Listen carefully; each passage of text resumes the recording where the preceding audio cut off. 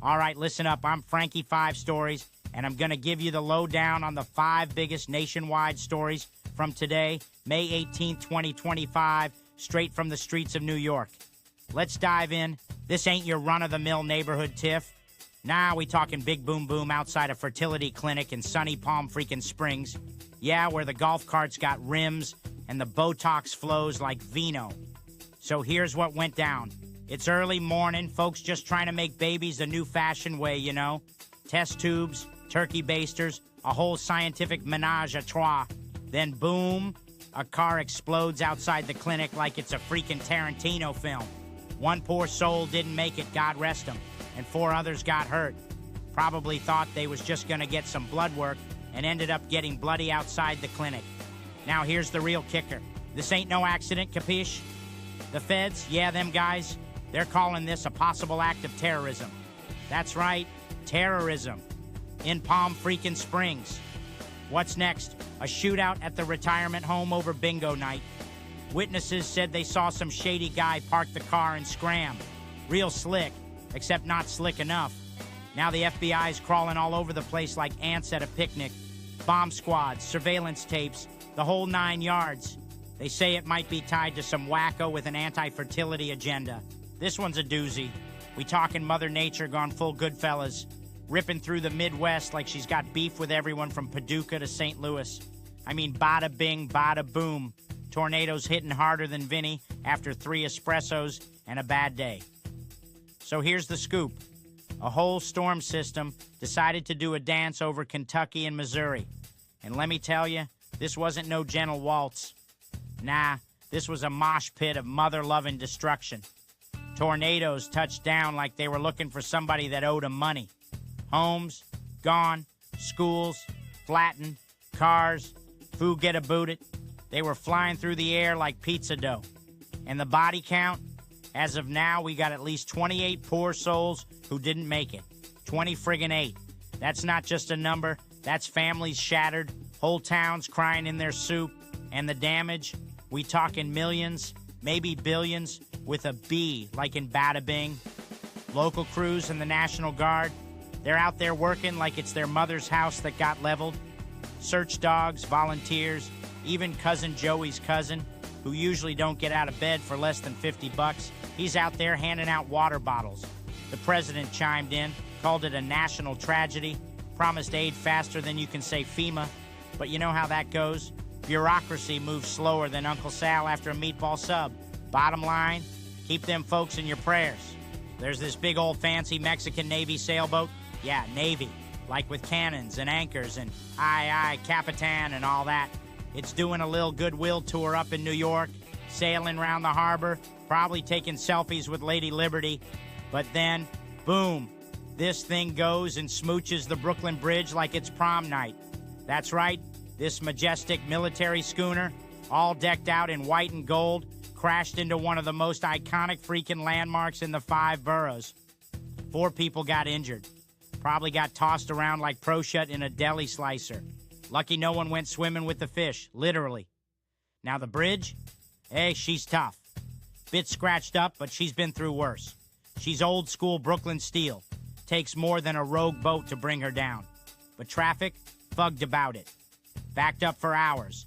You had cabbies screaming, tourists crying, and some guy trying to sell I survived the bridge crash t-shirts within 20 minutes. Authorities say it was a navigational error, which is sailor talk for oopsie, Tony forgot to turn left.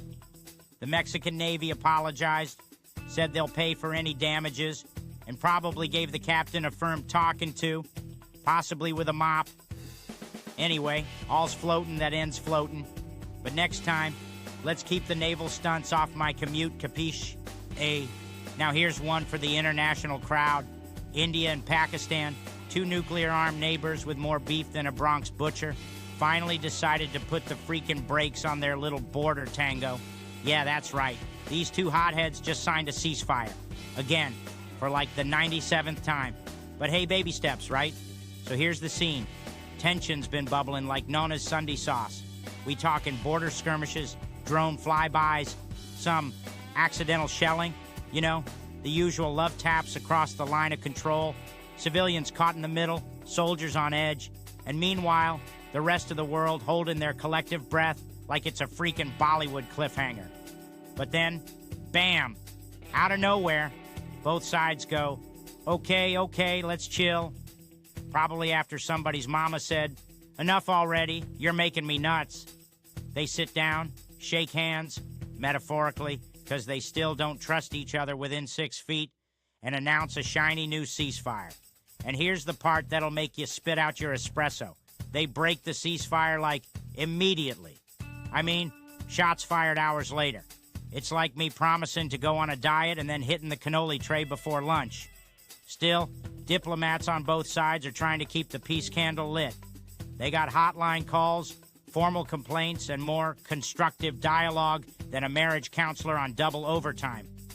Bottom line, don't hold your breath, but maybe, this time they'll stop shooting long enough to grab a chai and talk it out like civilized paisans. Let me tell you about the biggest musical shindig on the other side of the Atlantic. The Eurovision Song Contest 2025, baby. And guess who took home the big glass microphone? None other than Austria's own JJ, crooning his heart out with Wasted Love. He belted out a tune so powerful, it had the whole joint in Basel, Switzerland, on their feet. And let me tell you, that ain't easy when half the crowd's wearing lederhosen. But it wasn't all smooth sailing. Israel's Yuval Raphael was hot on his heels with New Day Will Rise, a ballad that had the audience reaching for tissues faster than a mobster at his daughter's wedding. She even topped the public vote, but the jury had other ideas, putting JJ on top with a total of 436 points. In third place was Estonia's weirdo rapper Tommy Cash with the tune Espresso Macchiato. This guy had a whole freaking coffee shop on stage. Barista dancers slinging lattes, espresso cups flying everywhere, and Tommy strutting around in a suit that screamed, high fashion meets fever dream. It was like if Andy Warhol opened a cafe in space. And let me tell you, the crowd ate it up like tiramisu at midnight. The televoters went nuts. He pulled in 258 points from the public alone. The jury? Little stingy, only 98 points. But that still landed him third place overall with 356, just a single freaking point behind Israel. Talk about a close shave, huh? Meanwhile, our friends in the UK sent the girl group Remember Monday with what the hell just happened? A question they were probably asking themselves after landing in 19th place. Ouch. And let's not forget Italy's Lucio Corsi strutting his stuff with Volevo Essere Enduro. The guy looked like he stepped out of a time machine from the 70s, all glam and glitter. He landed a respectable 5th place, making his mama proud. If you smiled, please like this video and hit subscribe for more uplifting content.